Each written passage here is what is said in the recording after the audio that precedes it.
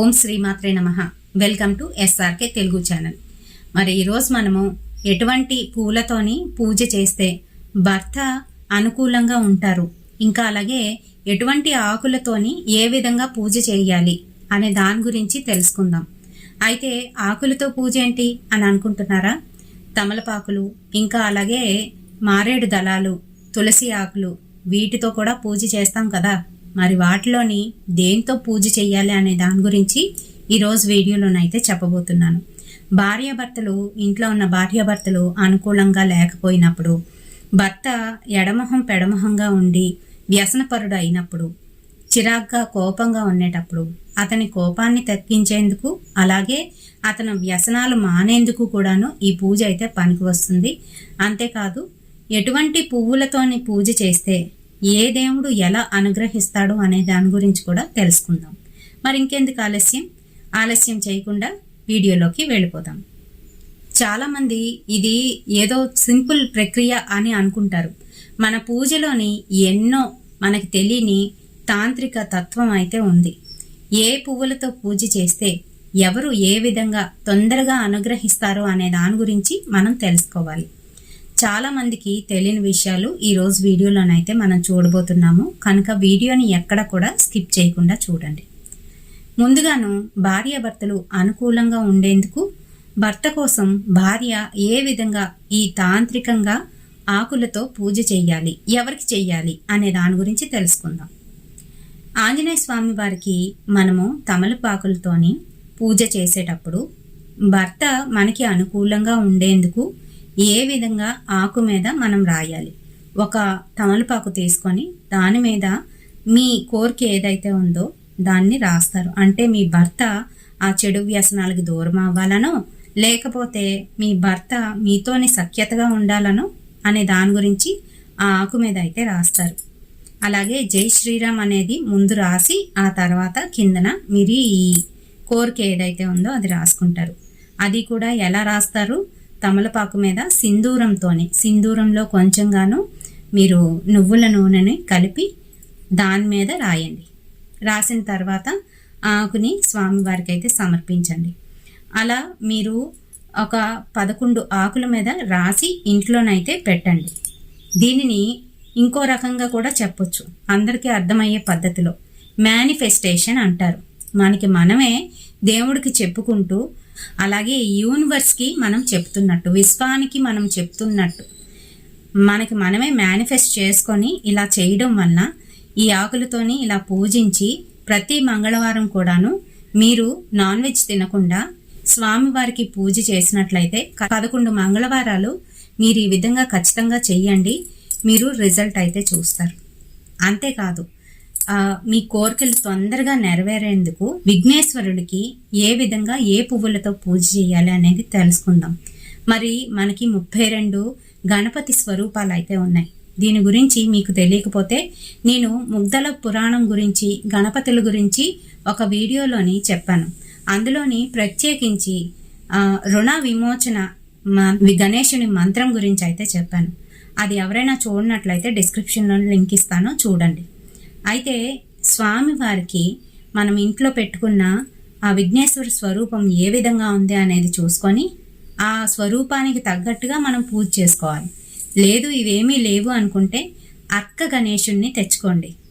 అర్క అంటే తెల్ల జిల్లేడు వేరుతో తయారు చేసిన గణేశుని ప్రతిమని తెచ్చుకోండి ఇంటికి.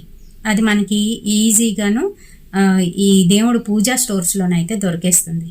అది తెచ్చుకొని బుధవారం నాడు, చవితి బుధవారం ఉన్న రోజున చక్కగా ఇంట్లో ప్రతిష్ఠ చేసుకొని మీరు ఆ రోజు నుంచే స్వామివారికి గన్నేరు పువ్వులతోని, పసుపు రంగు గన్నేరు పువ్వులు ఉంటాయి కదా, ఇలా పొడుగ్గా ఉండి ఇలాగా ఆ గన్నేరు పువ్వులతోని పూజ చెయ్యండి. ఇలా చేయడం వల్ల మీ కోరిక అనేది తొందరగా నెరవేరుతుంది. అలాగే లక్ష్మీదేవి అనుగ్రహం కోసం తాంత్రికంగా ఏ విధంగా పూజ చేయాలి అని అంటే, కమలు ఉంటాయి కదా, కలువ పువ్వులతోని మీరు అమ్మవారికి పూజ చేసుకున్నట్లయితే ప్రతి గురువారం నాడు అమ్మవారికి 11 కలువ పువ్వులతోని పూజ అయితే చేయండి. ఇలా మీరు చేస్తే ఖచ్చితంగా అమ్మవారి అనుగ్రహం అనేది కలుగుతుంది. అంతేకాదు ఇంట్లోని చీపురు గట్టలు చాటలు అందరికీ కనిపించేటట్టు వీధి గుమ్మం దగ్గర లేదా అనంటే ఎక్కడో ఓ మూలన ఇసిరినట్టు పడేసేనట్టు పెట్టకుండా చక్కగాను అవి నేలకి తాకకుండా ఒక కిందన ఏదైనా ఒక బేసిన్ పెట్టి లేదు అనంటే ఒక డబ్బాని పెట్టి అందులోనైతే పెట్టండి. అందులో పెట్టడం వల్ల అవి నేలకి తాకకుండా ఉంటాయి, ఇంట్లో లక్ష్మీదేవి వెళ్ళిపోకుండా ఉంటుంది. ఇలాగే లక్ష్మీతత్వం మంగళకరమైన పనులను చేస్తూ మనం ఈ పూజను చేసినట్లయితే ఖచ్చితంగా అమ్మవారు ఇంట్లోని స్థిరమై ఉంటారు. మరి అలాగే ఎర్రటి మందారాలని మాలగా కట్టి మీరు కోరుకున్న వారిని వివాహం చేసుకోవడానికో లేదు అనంటే మీ మనసులో ఉన్న కోరిక తీరడానికో ప్రతి శనివారం నాడు రాముల వారికి ఇంకా అలాగే సీతమ్మ వారికి ఎర్రటి మందారాలని మాలగా కట్టి వేయించండి, లేదా ఇంట్లోనైనా చేసుకోండి. ఇలా చేయడం వల్ల మీ కోరిక అనేది తప్పకుండా నెరవేరుతుంది. పెళ్లి కాని అబ్బాయిలు అమ్మాయిలు చేసినట్లయితే వారికి కోరుకున్న వారితోని వివాహం అనేది జరుగుతుంది. మరి గరికతోని విఘ్నేశ్వరుని పూజ చేసినట్లయితే మాది కూడాను చవితి నాడు తప్పకుండా మన కోరిక అనేది నెరవేరుతుంది. చవితి కావచ్చు, లేదు అని అంటే హస్త నక్షత్రం ఉన్నప్పుడు కావచ్చు, మనం ఇలా గరికతోని పూజ అనేది చేసుకోవచ్చు. అదే గరికని లక్ష్మీదేవికి అయితే అస్సలు పెట్టకూడదు. గరికతోని పూజ చేసినట్లయితే లక్ష్మీదేవి ఉన్నట్టుండి మెల్లమెల్లగా వెనక్కి అయితే వెళ్ళిపోతుంది. తెలియకుండానే మన చేతిలో ఉన్న డబ్బులన్నీ కూడా మటమాయం అయిపోతాయి. అందుకనే గరికతోని ఎప్పుడు పూజ చేయకండి. అలాగే కేతకి అని అంటే మొగలి పువ్వుకి శివునికి చాలా దూరం అయితే ఉంది. దానికి సంబంధించిన చిన్న కథ అయితే మీకు చెప్తాను. శివునితోని అబద్ధం అయితే చెప్తుంది ఈ కేతకి పువ్వు.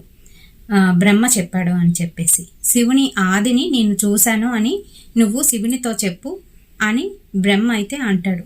ఆ మాటకి కేతకి అవును నిజమే, బ్రహ్మదేవుడు నీ ఆదిని చూశాడు అని అబద్ధం చెప్తుంది. శివలింగం ఆదిని చూశాడు అని చెప్పి. అందుకనే అప్పటి నుంచి నిషిద్ధం అనమాట. కనకాంబరాలని కేవలం ఒక్క కనకాంబరాలనే మాలగా గట్టి చాలా మంది వేసేస్తూ ఉంటారు. అలా ఎప్పటికీ వేయకూడదు. అవి గురువులకి తప్ప మరి ఇంకా మిగతా దేవీ దేవతలకైతే వేయకూడదు. అలా వేసినట్లయితే మనకి ఇప్పుడు కాకపోయినా తర్వాతకైనా కూడాను శోకం అనేది కలుగుతుందన్నమాట. ఈ కనకాంబరాలతో పూజ చేస్తే శోకం అనేది కలుగుతుంది. ఎందుకనంటే వాసన లేని పువ్వులు కదా, అందుకు. శివునికి ఉమ్మెత్త పువ్వులు, ఉమ్మెత్త కాయలు, ఇంకా ఎన్నో రకాల ఇలాంటి విచిత్రమైన పువ్వులతో కూడా పూజ చేస్తే స్వామివారు స్వీకరిస్తారు. ఎటువంటి ఇబ్బందులు రాకుండా చూసుకుంటారు. ఉమ్మెత్త పువ్వుతోని శివునికి పూజ చేసినట్లయితే మనలోనున్న ఎటువంటి నెగిటివ్ అయినా కూడాను పోతుంది. తాంత్రికంగా ఏవైనా ఇబ్బందులు ఉన్నా, గ్రహపరంగా ఏవైనా ఇబ్బందులు ఉండేటప్పుడు ఇలా ఉమ్మెత్త పువ్వులతో పూజ చేస్తే మనకి చాలా మంచి అనేది జరుగుతుంది. అలా ప్రతి పువ్వుకి ఇంకా ప్రతి దేవుడికి సంబంధించి ఒక్కొక్క కథ ఇంకా వాటి యొక్క విశిష్టత అయితే ఉన్నాయండి. ఇంకా చాలా ఉన్నాయి. మీకు ఇంతవరకునైతే నేను చెప్పగలను, ఎందుకనంటే వీడియో లెంతీ అయిపోతే ఎవరు చూడట్లేదు. మరి ఇంకా ఏమైనా డౌట్స్ ఉన్నా లేదు అని అంటే ఇంకా ఏమైనా మీరు తెలుసుకోవాలి అన్న కామెంట్ సెక్షన్లోనైతే కామెంట్ చేయండి. నెక్స్ట్ వీడియోలోనే నేను వాటి గురించి కూడా చెప్తాను. మరి రేపటి సరికొత్త వీడియోతోని మళ్ళీ మీ ముందుకైతే వచ్చేస్తాను. అంతవరకు స్వస్తి.